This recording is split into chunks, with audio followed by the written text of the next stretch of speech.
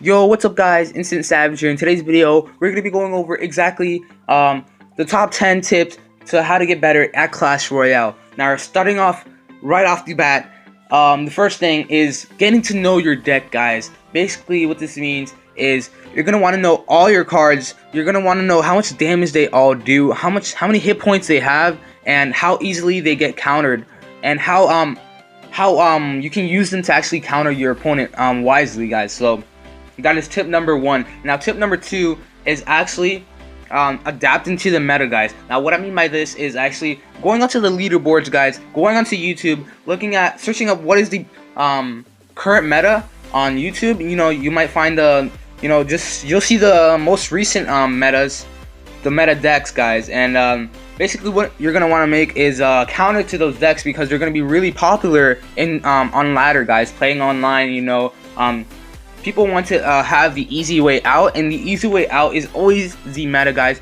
Basically, golems, in things like that, guys. P.E.K.K.A.s, golems, and those kind of tanks are usually the metas. Sometimes it's a psycho deck, but it's rarely a psycho deck because psycho decks actually take a lot of skill to use. And yeah, so third tip, guys, is actually balancing your deck, guys. You want to have all kinds of cards in your deck. You don't want to have only ground troops or only flying troops, guys, because then you're going to be prone to a lot of actual attacks. Like, let's say you don't have anything to counter a balloon. What are you going to do when the balloon comes?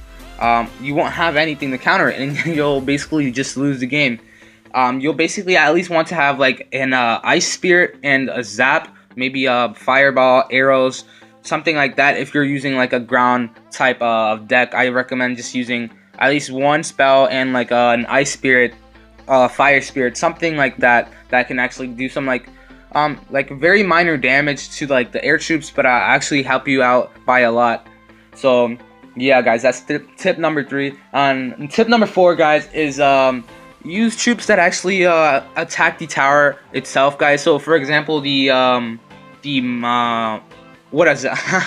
My bad, guys, can't speak right now. The Hog Rider actually attacks the building, and the Giant as well. Those are two prime examples right there. They go straight for the building, guys, and those are really great ways to start off your deck. You know, having guaranteed damage onto their towers. You know, having a card that goes straight at their towers, and then some support troops to back it up, guys. So basically, tip number 5 is what we're on, is how to make combos, how to efficiently make combos. You know, like I was just saying, you want to be using something like, let's say you're using a Giant or a Hog Rider. You're not going to send it in by yourself like a naked Hog Rider, naked Giant, because that's a terrible idea. It'll get countered so easily, and then yeah, it'll be like a whole screw up right there. So basically what you're going to want to do is like use like something like a splash unit, like Wizard, Witch. Those kind of things are really good behind another troop, guys.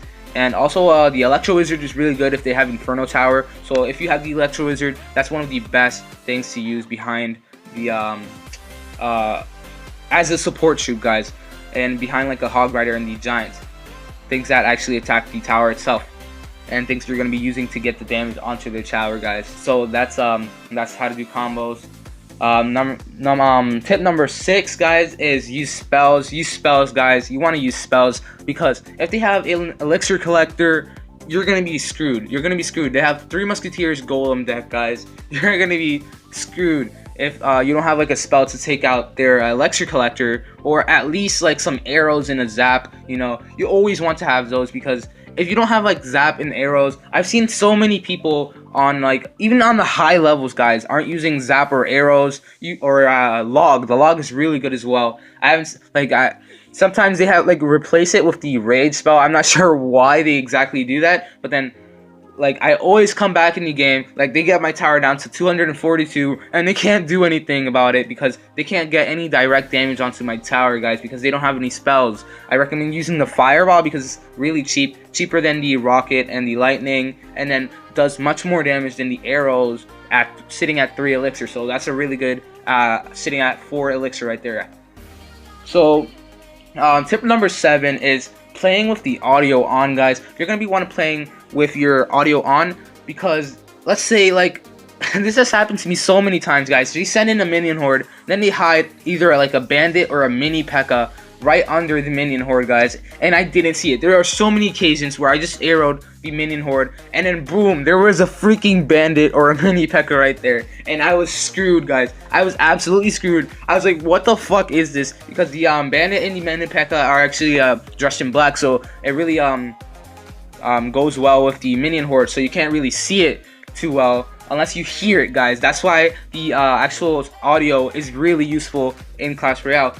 Because sometimes you won't be able to see something, but you will be able to hear it. Let's say the miner, you're not paying attention, and boom, you can just hear the miners coming, so you can instinctively just counter it with an ice spirit and a knight or something like that, guys. So that's why you want to be playing with the audio on.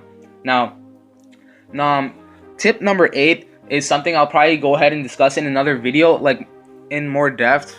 But like basically the overview of this is making positive elixir trades, guys. And what I mean by this is actually, let's say your opponent throws in a giant, and you actually go ahead and counter it with a cannon, guys. That's a positive elixir trade of 2 elixir right there. You actually save 2 elixir if you counter that solo giant with your solo cannon, guys. That's 2 elixir that you save, that you are having an advantage over him if you just countered him with 3 elixir, guys. For example, putting some goblins, let's say some goblins, countering his giant with goblins, boom, boom, and they like didn't put any support troops, and your goblins will like take it out really quickly. Or for example, the skeleton army as well, same thing as the cannon, 3 elixir, having a 2 elixir advantage, and then you can like do a better counterattack and things like that. So I'll probably make another video discussing this like a little more deeply, because it's a really serious topic, guys, and a lot of you guys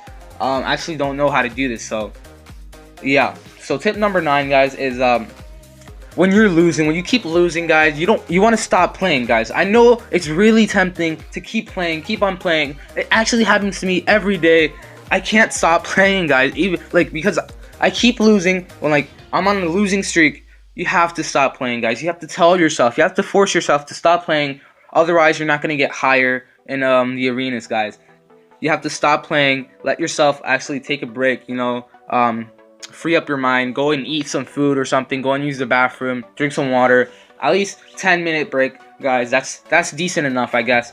And then the last tip, guys, tip number 10 is spending your coins and gems wisely. Now, this is probably the biggest thing out of all of these, guys, because you want to find out what kind of cards you like, you're interested in, and these are the cards you want to start upgrading from the very beginning, guys, so you can actually have over level cards when you're higher in the arenas, guys. And these come in so useful, guys. There are so many times where I go against these over level cards and they completely destroy me. Even like a bomber completely wrecks me if it's over leveled, guys, to be honest.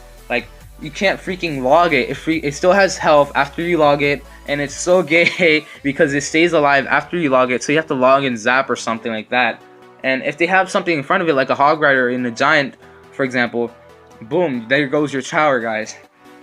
So you want to start upgrading things from the very beginning, and don't spend money on unnecessary things. So in the shop, you don't want to be actually spending your money on any crazy thing, and you also don't want to be upgrading all those random things. So things like the bomb tower, things you know you're not going to be using ever, don't even upgrade. Leave it at level 1, you know. Save your money, guys. Save up your money. And in the shop, actually don't buy more than, like, I'd say 30 cards, because after 30 cards you start spending a lot of money, and it's really not worth it, because you can just ask for those inside of the inside of your clan, guys. So unless it's like an epic, you know, and you really need to upgrade your epics, and you need to buy like 4 epic cards, that's a lot of coins, by the way, which probably you don't have. It's a lot of coins. And yeah, guys, so those were my top 10 tips on how to get better in Clash Royale, guys, and I hope you liked it, guys. So please like and subscribe, and peace out.